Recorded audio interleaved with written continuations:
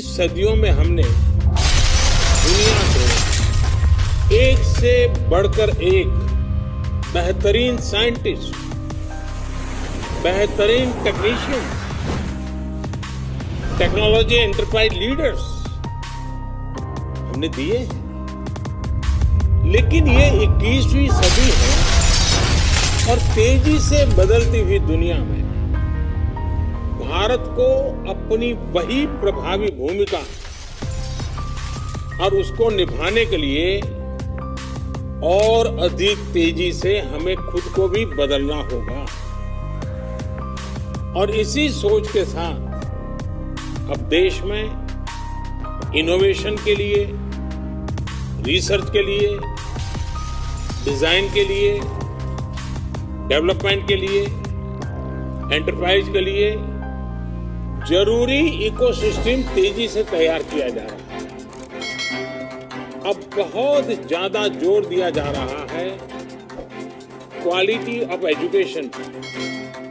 21वीं सदी की टेक्नोलॉजी को साथ लेकर 21वीं सदी की जरूरतों को पूरा करने वाली एजुकेशन सिस्टम भी उतनी ही जरूरी है।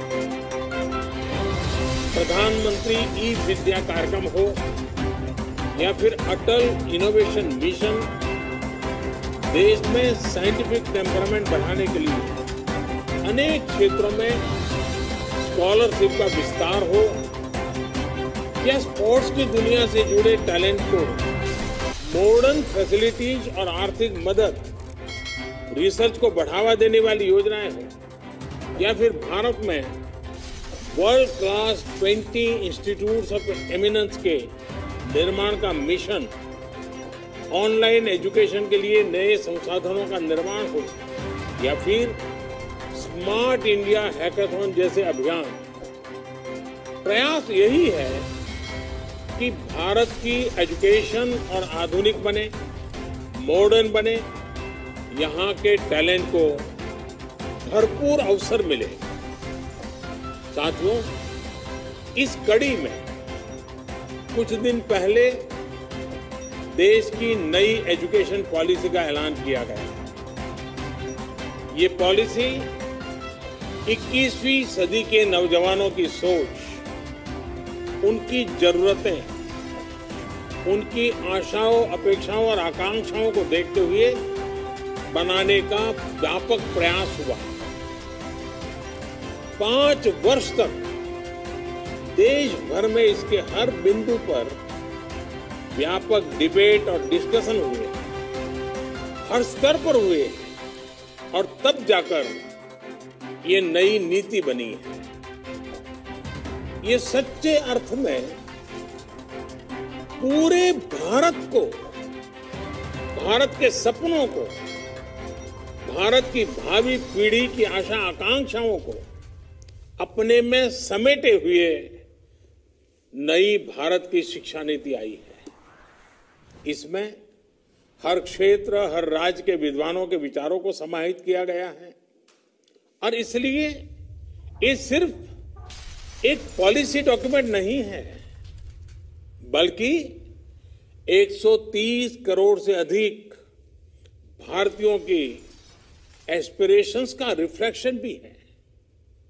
साथियों, आप भी अपने आसपास देखते होंगे, आज भी अनेक बच्चों को लगता है कि उनको एक ऐसे विषय के आधार पर जज किया जाता है जिसमें उसका कभी इंटरेस्ट था ही नहीं। माँ बाप का, रिश्तेदारों का, दोस्तों का, ओवरऑल एनवायरनमेंट का प्रेशर होता है, तो वो दूसरों द्वारा चुने गए सब्जेक्ट्स मजबूरन पढ़ने लगते हैं। इस अप्रोच ने देश को एक बहुत बड़ी आबादी ऐसी दी जो पढ़ी लिखी तो है, लेकिन जो उसने पढ़ा है उसमें से अधिकांश उसके काम नहीं आता है। डिग्रियों के अंबार के बाद भी वो अपने आप में एक अधूरापन महसूस करता है। उसके भीतर जो आत्मविश्वास पैदा होना चाहिए, जो कॉन्फिडेंस आना चाहिए, उसकी कमी वो महसूस करता है। इसका प्रभाव उसकी पूरी लाइफ की जर्नी पर पड़ता है। साथियों, नई एजुकेशन पॉलिसी के माध्यम से इसी अप्रोच को बदलने का प्रयास किया जा रहा है। पहले की कमियों को दूर किया जा रहा है। भारत की शिक्षा व्यवस्था में अब एक सिस्टमेटिक रिफॉर्म, शिक्षा का इंटेंट और कंटेंट दोनों को ट्रांसफॉर्म करने का प्रयास है। Friends, the 21st century is the era of knowledge. This is the time to increase focus on learning, research, innovation. And this is exactly what India's National Education Policy 2020 does. This policy wants to make your school, college and university experience fruitful, broad-based, one that guides you to your natural passions.